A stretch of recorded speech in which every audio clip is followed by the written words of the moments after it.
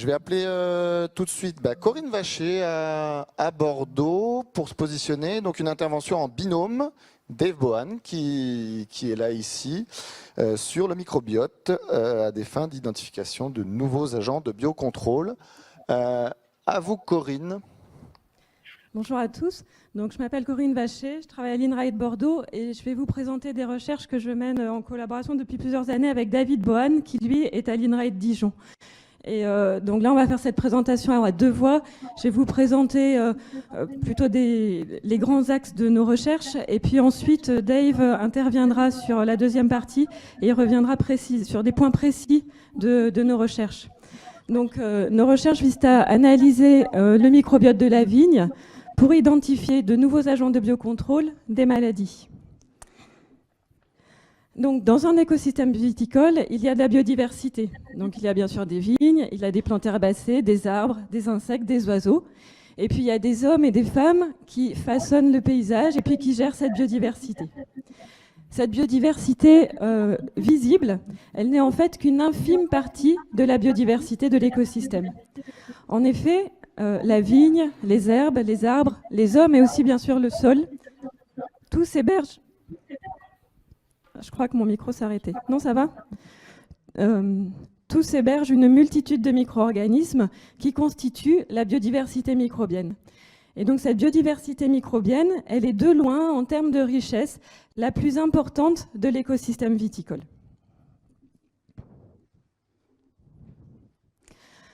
L'ensemble des micro-organismes d'un individu s'appelle son microbiote. Donc vous avez tous un microbiote. Donc chez l'homme, la partie la plus diversifiée du microbiote, c'est le microbiote intestinal. Donc vous avez tous 1 à 2 kg de bactéries qui sont en train de digérer notre repas du midi. Et chez la vigne, c'est pareil. Chaque cep de vigne a son propre microbiote. Et tous les organes de la vigne, des racines jusqu'aux feuilles, sont associés à des micro-organismes. Et la partie chez la vigne et chez toutes les plantes en général, la partie la plus diversifiée du microbiote, c'est la partie racinaire. Donc le microbiote de la vigne est formé d'une multitude de micro-organismes, des bactéries, des champignons microscopiques, des oomycètes, des virus. Certains sont néfastes, ils sont néfastes pour la plante, ils vont causer des maladies, ce sont des pathogènes. D'autres sont bénéfiques à la plante, ils peuvent favoriser la croissance, et d'autres sont neutres, ils n'ont pas d'effet. Certains de ces micro-organismes interagissent les uns avec les autres, d'autres interagissent avec la plante, et enfin, il y en a qui n'interagissent pas, ils sont juste posés là sur la feuille ou sur l'écorce. Certains des micro-organismes sont tout le temps présents. On dit qu'ils font partie du cœur du microbiote de la vigne, et d'autres sont en abondance variable. Donc leur abondance varie par exemple en fonction de l'organe de la plante, ce ne sont pas les mêmes micro-organismes que l'on trouve associés aux racines et aux feuilles, ou ils peuvent varier en fonction de la saison, en fonction des pratiques culturales ou en fonction du cépage. L'individu et tous ces micro-organismes s'appellent un holobionte. Donc chacun d'entre vous est un holobionte. Et de la même manière, chaque cep de vigne est un holobionte. Le terme holobionte, il vient du grec holos, qui signifie le tout. Et c'est un terme qui est important en science, parce qu'il est là pour nous rappeler que les caractères d'un individu, comme par exemple sa santé ou sa croissance, ça ne dépend pas uniquement des propres cellules de l'individu, ça dépend aussi de tous les micro-organismes avec lesquels il interagit. Donc on sait que le microbiote contribue à la santé des plantes. Il y contribue de deux manières. Tout d'abord, il forme une barrière protectrice contre les agents pathogènes, et aussi, il stimule l'immunité de la plante. Lorsqu'un agent pathogène arrive au contact, arrive sur la vigne, eh bien, il rencontre son microbiote. Et certains des micro-organismes de surface peuvent avoir un effet négatif direct sur les agents pathogènes, soit parce qu'ils entrent en compétition avec les agents pathogènes, soit parce qu'ils vont leur mener une guerre chimique et ainsi limiter leur développement. Et aussi, le microbiote qui est en interaction avec la plante va de manière continue stimuler les défenses immunitaires de la plante et ainsi la plante va mieux se défendre contre les agents pathogènes. Donc dans nos recherches, la question que l'on se pose, c'est parmi la multitude de micro-organismes associés à la plante, lesquels ont un effet négatif sur les pathogènes. Donc lesquels est-ce qu'on pourrait favoriser ou inoculer pour lutter contre les pathogènes. Pour répondre à cette question, on peut commencer par caractériser la composition du microbiote en utilisant une technique qui s'appelle le séquençage. Donc le séquençage, vous en avez tous entendu parler ces 2 dernières années, puisque c'est la technique qui a été utilisée pour identifier les différents variants du Covid, le Omicron, le Delta. C'est la même technique qui est utilisée pour dire quels sont les micro-organismes associés à la vigne. Donc ces techniques de séquençage, elles ont émergé il y a une quinzaine d'années, puis elles sont de plus en plus accessibles. Elles sont de moins en moins coûteuses et puis de plus en plus rapides et faciles à mettre en œuvre. Mais elles restent un sujet de recherche. Donc pour séquencer le microbiote de la vigne, la première étape, c'est de prélever des petits fragments végétaux, donc des petits fragments de feuilles, de bois ou de racines, qu'on va mettre en général dans des contenants stériles à l'aide de gants pour ne pas contaminer notre échantillon avec notre propre microbiote. Dans une étude scientifique, en général, il y a plusieurs centaines d'échantillons qui sont caractérisés. La deuxième étape, c'est de lire l'information génétique des micro-organismes à l'aide de séquenceurs. Le séquenceur va lire l'ADN des micro-organismes. Donc cette étape, en général, cette lecture, elle se fait au laboratoire sur des séquenceurs qui sont à peu près cette taille, voilà, qui sont posés sur une paillasse. Mais de plus en plus, on voit le développement de séquenceurs miniatures. C'est ce qu'il y a sur la deuxième image. Ces séquenceurs qui peuvent tenir dans la paume d'une main et ils vont bientôt permettre de faire le séquençage en directement sur le terrain. On pourra dire, tiens, telle vigne a tel microbiote. Donc, ce que nous renvoient les séquenceurs, en fait, c'est des mots dans lesquels chaque mot correspond à un micro-organisme. Donc, dans une étude scientifique, en général, il y a plusieurs millions de mots à traiter. Donc, l'information rendue par les séquenceurs n'est pas parfaite. Il y a souvent des fautes d'orthographe dans les mots. Et le travail des chercheurs en bioinformatique, c'est de corriger ces fautes et de rassembler les mots de manière à créer une information qui soit utilisable, intelligible. Une fois que les bioinformaticiens ont fait leur travail, ils nous renvoient une information qui reste relativement complexe, mais qui peut être visualisée. C'est ce qui est sur le diagramme à droite de ma diapo. Donc, ce diagramme présente l'abondance de milliers d'espèces microbiennes dans des centaines d'échantillons. Chaque chaque barre verticale en fait, correspond à un échantillon et chaque couleur correspond à un micro-organisme. Donc, comme je le disais, cette information issue du séquençage, elle reste relativement complexe. Donc, l'enjeu, c'est d'extraire les informations importantes pour gérer la santé des plantes, par exemple par biocontrôle ou par biostimulation. Donc, la troisième étape de nos recherches, c'est de traiter cette information assez complexe en faisant appel à des outils mathématiques, statistiques ou informatiques.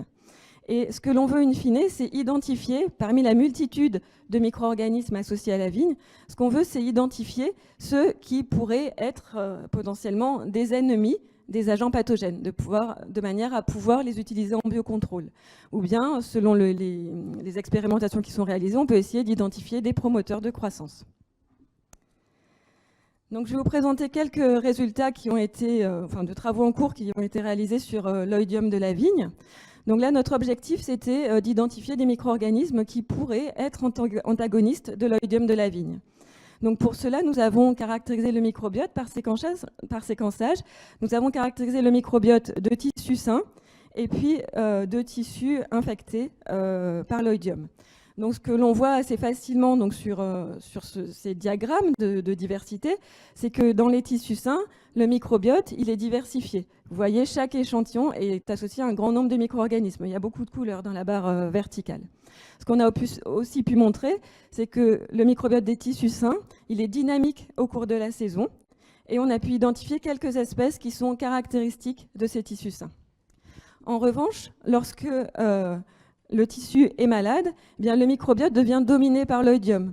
L'oïdium est représenté en vert ici dans mon diagramme. Et on voit qu'il reste presque plus, les autres espèces ont quasiment disparu. Et le microbiote, il perd aussi sa variabilité, il se fige, il devient stable au cours du temps. Et en analysant conjointement les deux types d'échantillons, les sains et les malades, eh bien, on a pu reconstruire un réseau d'interactions, d'hypothèses d'interaction entre les micro-organismes, où on voit par exemple qu'il y a des interactions probables entre l'oïdium, Erysiphé necator, et d'autres micro-organismes associés à la vigne. Et on a commencé actuellement à faire quelques validations expérimentales de ces interactions et on va les poursuivre. Donc nous avons mené le même type de recherche sur le mildiou de la vigne. Cela a été fait dans le cadre de la thèse de Didac Barroso-Bergada, qui est en thèse à Dijon, dans l'UMR Agroécologie, sous la direction de David Bohan. Et la différence entre les recherches qui sont menées par Didac Barroso-Bergada et les recherches que je vous ai présentées précédemment, c'est qu'il a développé une nouvelle méthode, une méthode générique faisant appel à l'intelligence artificielle pour identifier les interactions entre micro-organismes. Et donc David Bohan reviendra sur cette méthode dans l'exposé qui suivra. Et enfin, donc, dans le projet PPR Vitae, nous allons poursuivre ces travaux. Donc notre objectif, c'est d'analyser et cultiver le microbiote pour proposer de nouveaux agents de biocontrôle de l'oïdium et du mildiou. Donc pour aller dans cette direction, nous allons tout d'abord commencer par développer de nouvelles méthodes. Tout d'abord pour isoler et pour cultiver les micro-organismes de la vigne. Parce qu'en effet, jusqu'à présent, quand je vous parlais de microbiote ou caractérisation du microbiote, il s'agissait de micro-organismes qu'on n'avait pas encore mis en culture. On ne possède pas les micro-organismes vivants. On les avait juste détectés grâce à la présence de leur ADN. Donc là, ce qu'on voudrait faire, c'est pouvoir les isoler et les cultiver de manière à ce qu'ils puissent peut-être un jour, si c'est intéressant, les faire rentrer dans des produits de biocontrôle. Donc, pour cultiver un grand nombre de micro-organismes, nous allons développer de nouveaux milieux de culture à base d'extraits de vigne. Donc, de manière pratique, on va faire infuser des feuilles de vigne dans nos milieux de culture, de manière à ce que le milieu de culture soit un peu plus proche du milieu naturel dans lequel se développent les micro-organismes. Ensuite, nous allons développer une nouvelle technique qui permettra d'évaluer précisément l'abondance des micro-organismes. En effet, les techniques de séquençage dont je vous ai parlé précédemment, elles ne sont pas très précises au niveau de l'évaluation des abondances des micro-organismes. Donc là, nous allons développer une puce qui ressemble un peu à un circuit imprimé, mais c'est un circuit imprimé vivant. Donc c'est une puce là, de 2 cm sur 2 cm qui va nous permettre très rapidement d'évaluer l'abondance de plusieurs milliers de micro-organismes. Voilà. Et une fois qu'on aura ces outils pour évaluer l'abondance des micro-organismes, on pourra modéliser la dynamique temporelle des micro-organismes en interaction, qui va nous permettre d'affiner en fait les réseaux d'interaction entre pathogènes et micro-organismes. Enfin, toujours dans le projet PPR Vitae, nous allons continuer de rechercher de nouveaux micro-organismes qui pourraient être antagonistes de l'oïdium et du mildiou. Donc nous allons conduire cette recherche en analysant le microbiote dans des parcelles de vignes qui sont systématiquement peu infectées, d'après les relevés qui ont été faits par l'IFV. Et nous allons également nous rendre dans l'aire d'origine des agents pathogènes, donc à l'est des États-Unis, pour essayer d'identifier des bactéries ou des champignons qui pourraient être antagonistes de l'oïdium et du mildiou. Et ceci constitue le cœur de la thèse de Paola Fournier, qui est ici présente, qui a commencé sa thèse au mois d'octobre. Et toujours dans le projet Vitae, nous allons également rechercher des virus des agents pathogènes qui pourraient abaisser l'agressivité des agents pathogènes. Enfin, sur la deuxième partie du projet Vitae, nous allons valider l'activité de biocontrôle des micro-organismes que nous aurons mis en évidence. Et nous avons commencé aussi à élargir notre approche en s'intéressant pas seulement aux micro-organismes qui seraient antagonistes de maladies, mais nous allons nous intéresser à l'ensemble des micro-organismes qui pourraient être bénéfiques pour la vigne. Et ceci est fait au travers du postdoctorat de Lucille Payan, qui vient de commencer. Et Lucille va rechercher des bioindicateurs microbiens du rendement de la vigne. Voilà, je vous remercie pour votre attention, pour votre soutien. Et je vais laisser la parole à David Bohan, qui va présenter plus précisément donc, nos travaux autour des méthodes de reconstruction de réseau.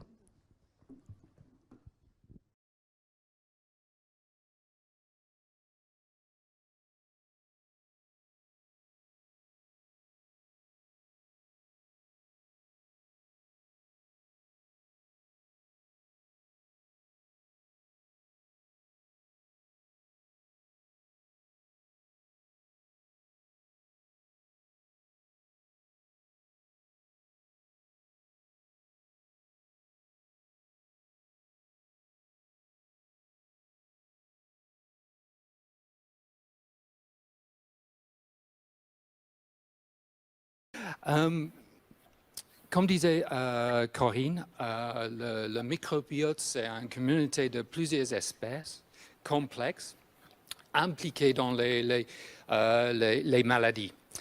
Moi, je pense à cette structure un peu comme une économie. Il y a des espèces qui vendent, les espèces qui achètent, les espèces qui empêchent, les espèces qui facilitent. On les appelle les prédateurs, les proies, les compétiteurs. Mais derrière, il y a des règles pour les interactions entre ces espèces. Et en utilisant les approches intelligence artificielle, on peut identifier les interactions et les espèces clés dans les maladies. C'est possible d'imaginer deux espèces sur une feuille, par exemple, une feuille de vigne. Espèce 1 et espèce 2. Espèce 1 joue sur espèce 2, peut-être positivement, négativement. C'est-à-dire, en présence d'espèce 1, espèce 1 va augmenter. En parallèle, espèce 2 joue sur espèce 1. Et avec ces réponses positives et négatives entre les deux espèces, on peut créer un tableau de règles. Pour les interactions mutualistes, on attend 2 plus. Espèce 1 augmente, espèce 2 augmente. Compétition, les deux diminuent en termes d'abondance, etc., etc. Et en utilisant ces règles, on cherche dans les bases de données des espèces présentes sur les feuilles, les interactions entre les espèces. Donc, on échantillonne sur une plante, sur plusieurs plantes, les plantes dans les parcelles différentes, les plantes dans les régions différentes, dans les situations différentes, les situations saines et les situations de maladie, par exemple. Et on a plusieurs échantillons, sample 1 à 4, par exemple. Chacun de ces exemples, de ces échantillons sont les communautés différentes, avec les contextes différents, avec un nombre d'interactions présentes qui diffèrent entre les échantillons.